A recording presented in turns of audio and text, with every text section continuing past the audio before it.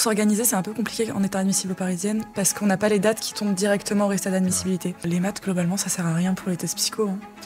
Enfin, le seul truc que j'avais appris qui m'a peut-être servi, c'est que j'avais appris le numéro des lettres dans l'alphabet.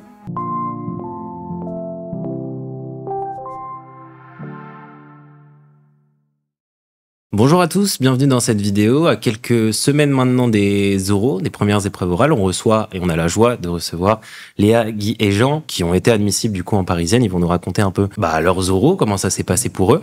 Déjà, je vous laisse un petit peu vous présenter. On vous a déjà vu dans des précédentes vidéos. En 2 mots, votre école, voilà.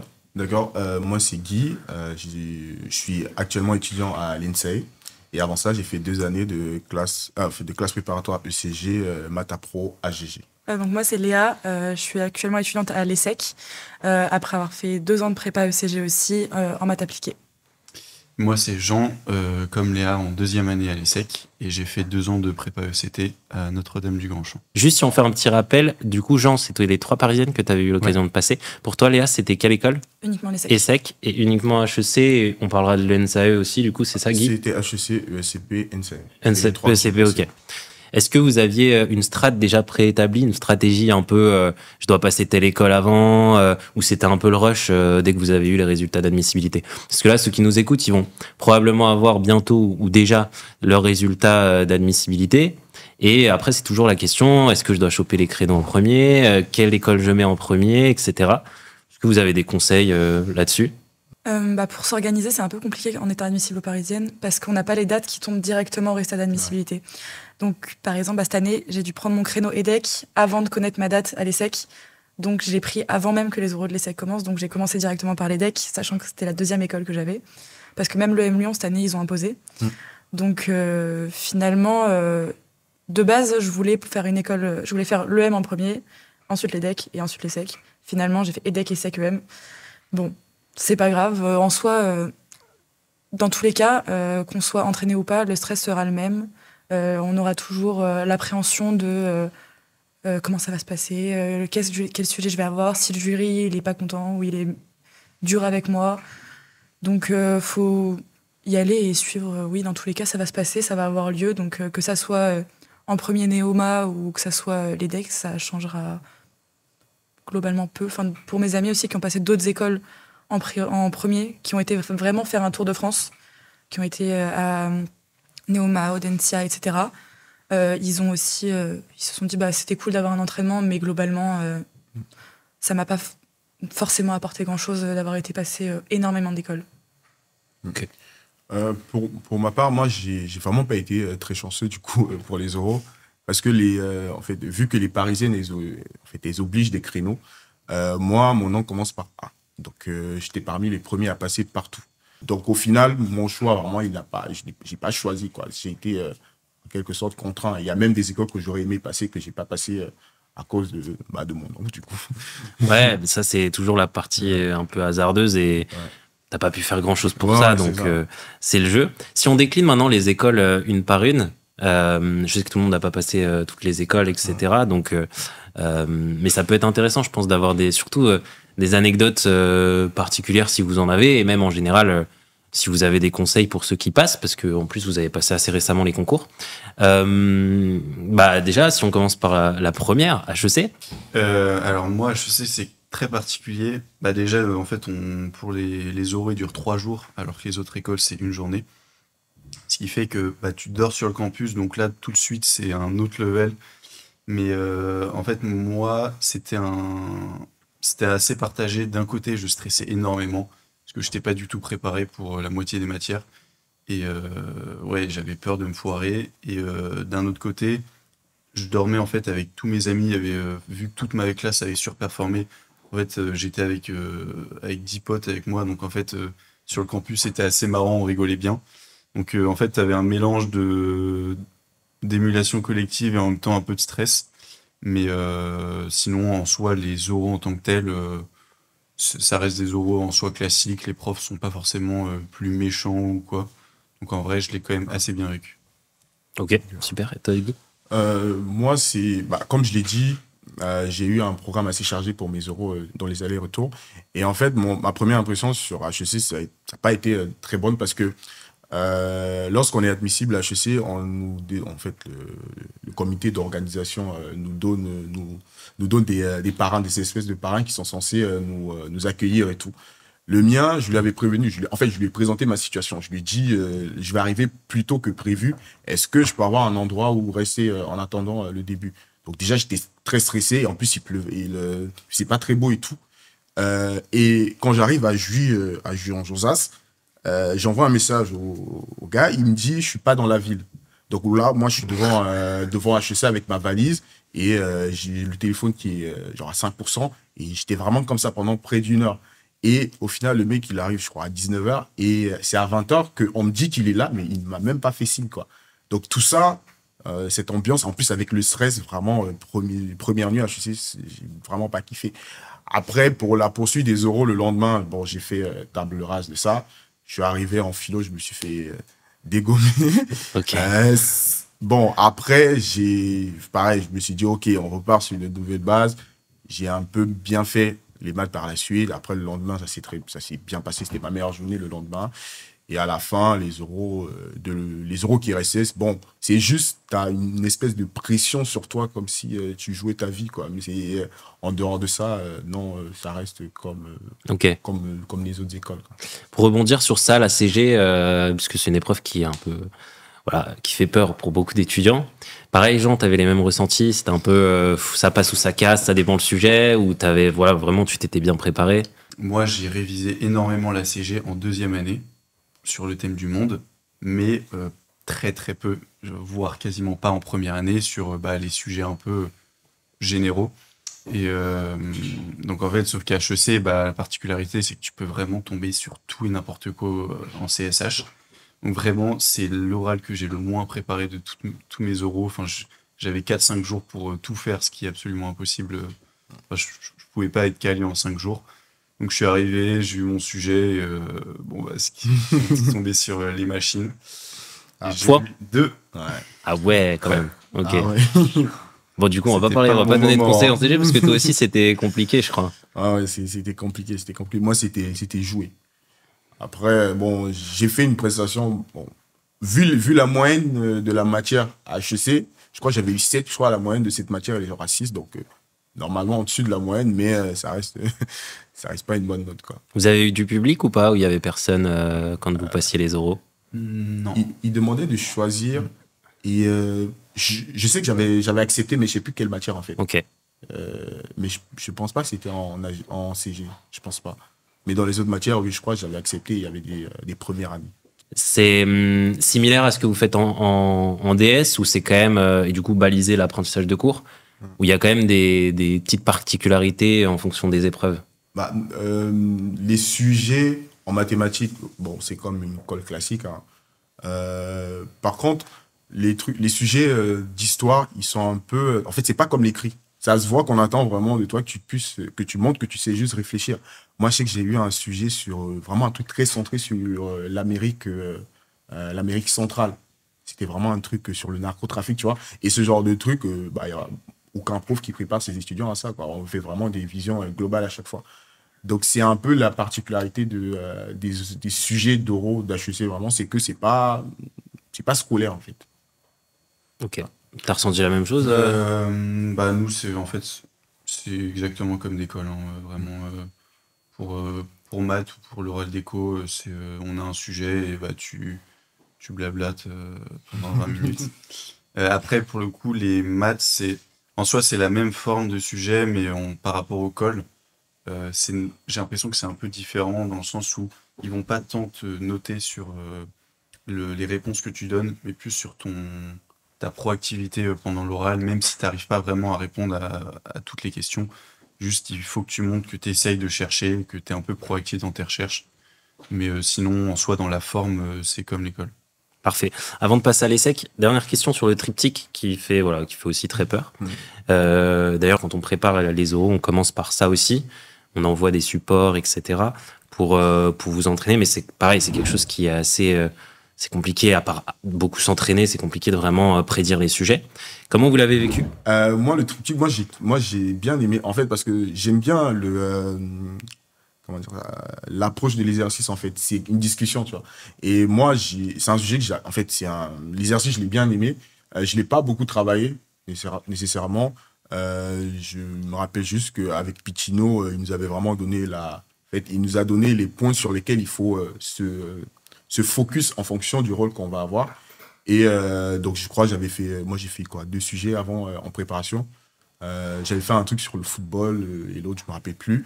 Le jour J, je suis arrivé, j'ai eu des sujets pas trop dégueulasses et je me suis en sorti avec 14. Donc, en vrai, je pense que c'est vraiment l'épreuve. Elle fait peur, mais si on essaie de rester vraiment méthodologique, lorsque tu es observateur, tu fais ce que l'observateur doit faire. Lorsque tu es répondant, tu fais ce que le répondant doit faire. Lorsque tu es convaincant, tu fais ce que le convaincant doit faire. Bah ça suffit pour s'assurer une note pas trop dégueu, quoi.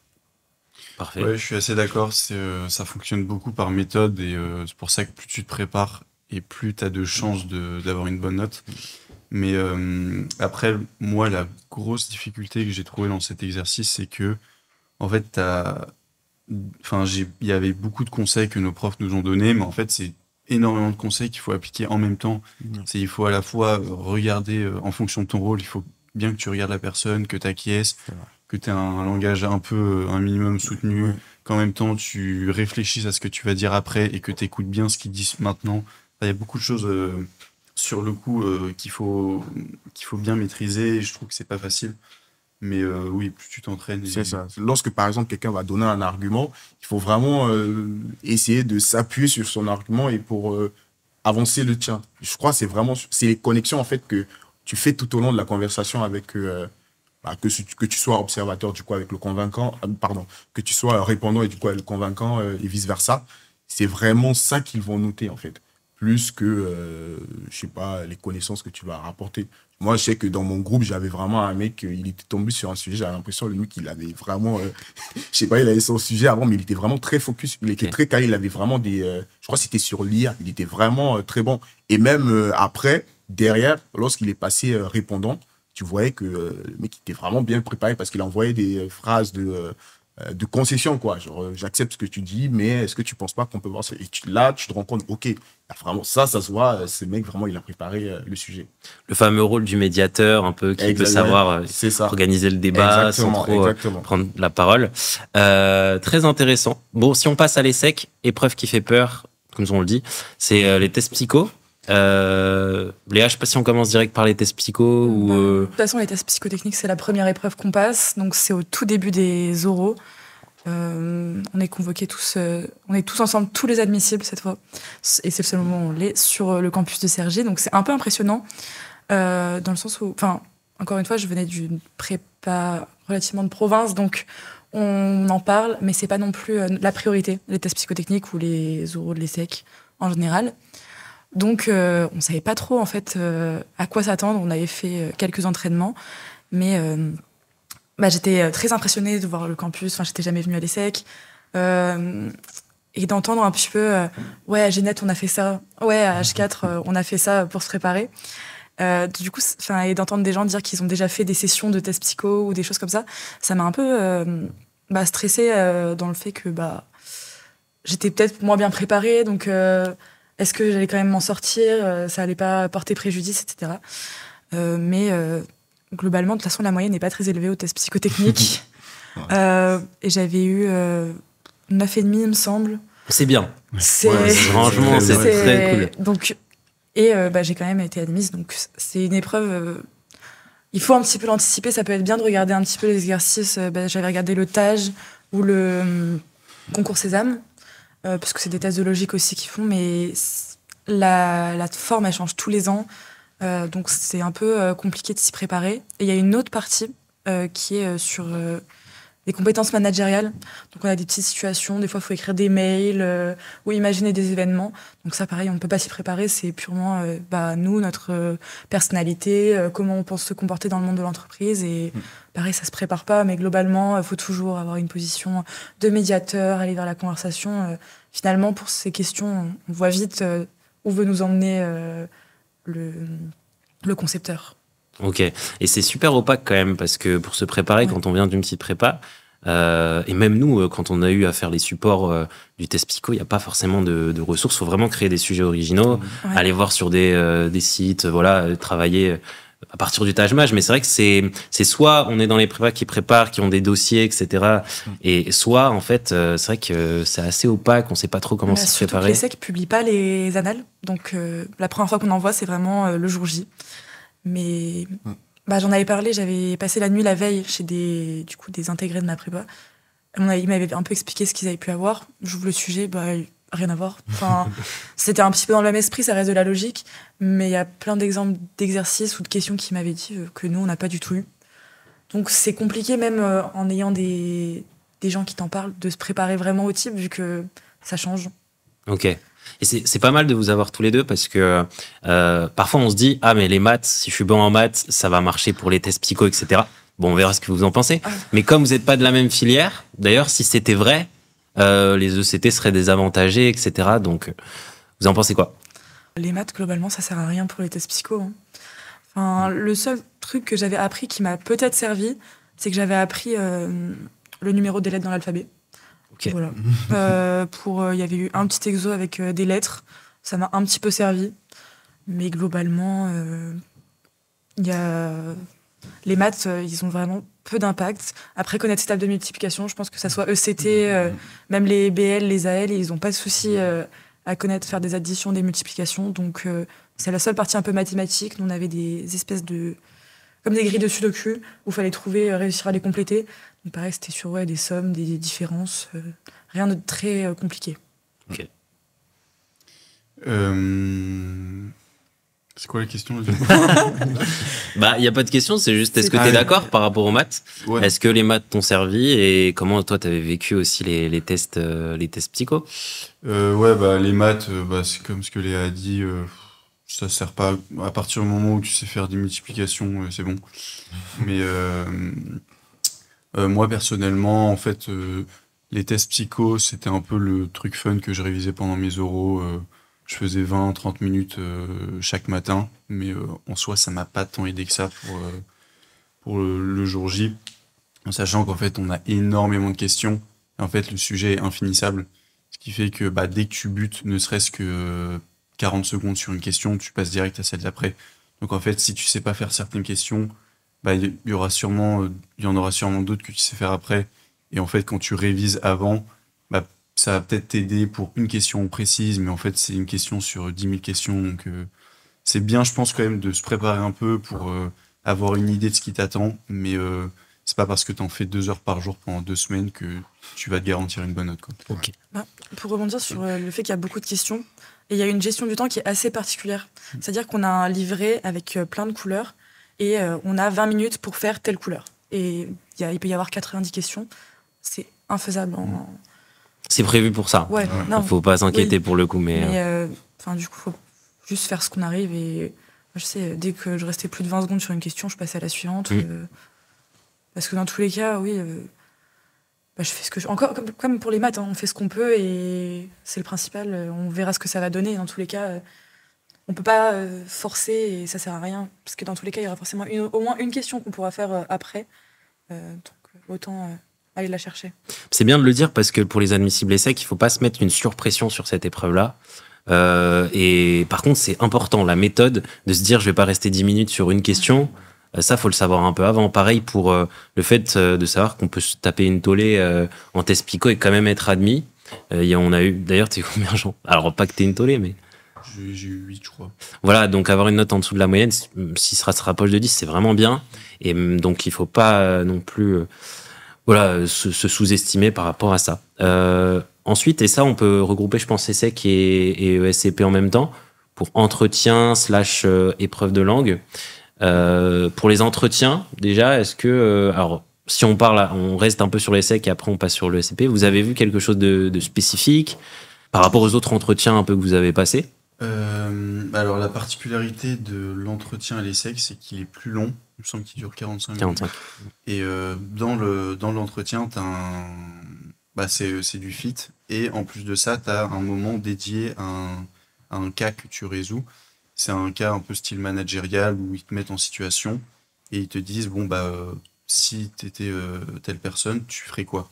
Et donc là, bah, tu dois un peu, tu proposes des idées, des solutions, des ouvertures, t'échanges un petit peu. Bon, c'est rien de bien méchant en soi. Et sinon, bah, oui, c'est classique comme le SCP. Tu te présentes, ils te posent des questions sur toi, sur ta vie, et enfin, entretien de personnalité vraiment très classique. Petit détail propre à mon entretien. À un moment, on parlait du sport et j'avais dit mon classement.